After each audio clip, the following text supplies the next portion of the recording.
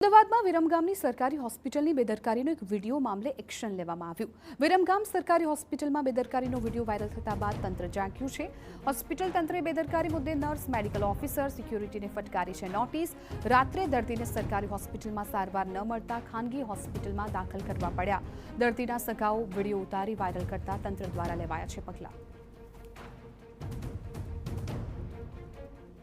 तो खरी यार भ्रमण का है तो यह डॉक्टर में हाजिर नहीं कोई नहीं डॉक्टर में मेरे ऑफिसर है मेरे ऑफिसर ऑफिसर मेरी तरफ ऑफिसर मेडिकल ऑफिसर इमरजेंसी होगा तो क्या करेगा ये है एक भी हाजिर नहीं कोई नहीं।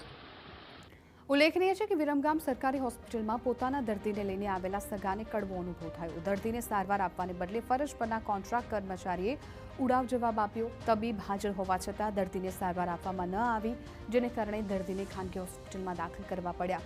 સમગ્ર મામલે ફરિયાદ થતાં વહીવટી તંત્ર દ્વારા નર્સ, મેડિકલ ઓફિસર, સિક્યોરિટી અને કર્મચારીને નોટિસ ફટકારાઈ છે। સાથે રાત્રિ દરમિયાન 3 નર્સ સ્ટાફ અને મેડિકલ હોસ્પિટલ સહિત સ્ટાફ વધારવામાં આવ્યો છે।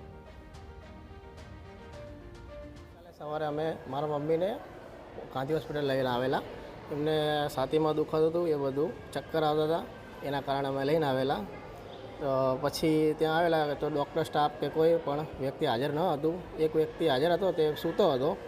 તેના ઉપર સાહેબે એક્શન લીધા છે। અત્યારે અમને બોલાવીને અને બાંયધરી આપી છે કે કડકમાં કડક કાર્યવાહી થશે એમના ઉપર। એટલે ડૉક્ટર પોતે હાજર છે, પણ ડૉક્ટરની ભૂલ એ છે કે બીજા રૂમમાં બેઠા છે તો એમના નીચેના જે સ્ટાફ છે એમને જણાવેલું નથી।